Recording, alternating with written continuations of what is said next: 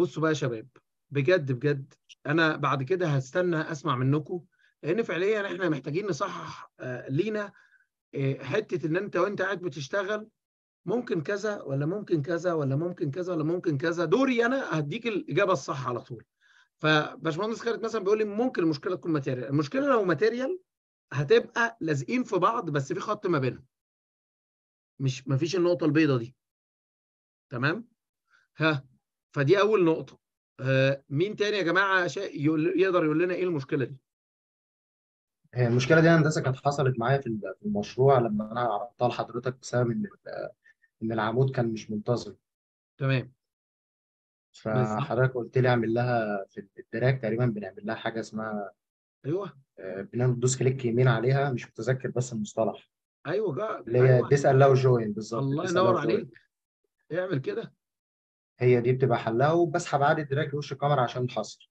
اه. بص بقى الفكره كلها ايه، انا اعمل بي اكس عشان نشوف المكان دوت. اعمل بي اكس في الكيبورد.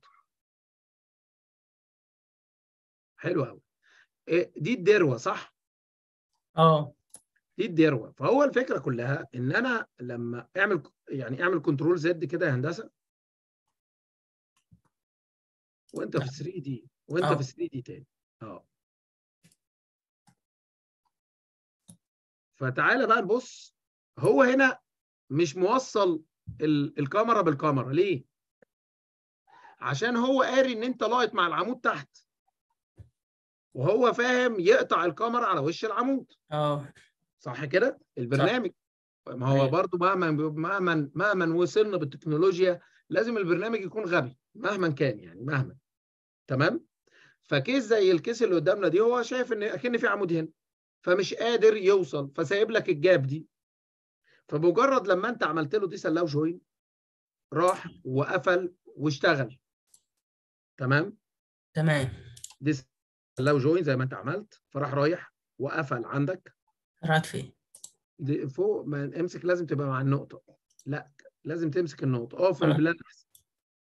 اقف من البلان احسن. مسكتها خلاص. ماشي. طيب. وتعمل ايه؟ استنى الموضوع ما خلصش. لف الشكل هتلاقي الكاميرات داخله في بعض. ولا العلاقه مظبوطه؟ لا، العلاقه مظبوطه خلاص. بس الماتيريال دي، استنى يا هندسه، اطلع بالبوكس كده لفوق، عشان انا حاسس ان اطلع بالبوكس كده لفوق.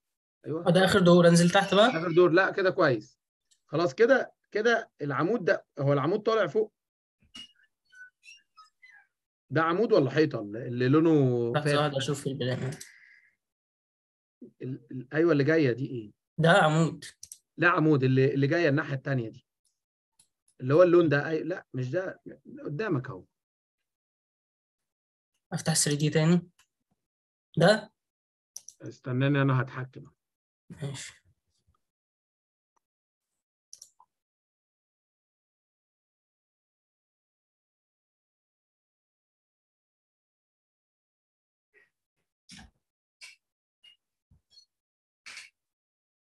دي دي كاميرا. دي كاميرا برضو بس ماتيريال مختلفه. بص بقى.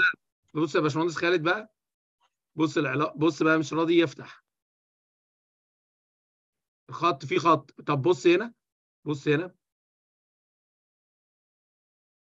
تحس بقى ان الخط داش او مش سوليد. تمام. ولو جينا بصينا على الاثنين دول، يعني عملنا كده وعملنا كده لحد فوق شويه، بصينا عليهم في التوب، تلاقي ان دي ميه واحده،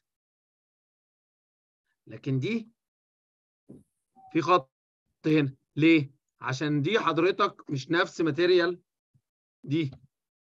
فانا تمام. خدته وعملت ماتيريال، فتحت الاثنين على بعض، وبعدين مسكت دي، وبعدين رحت قايل له هات لي دي مع دي كده،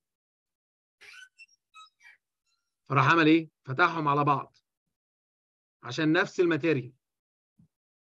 تمام كده؟ تمام. ماشي.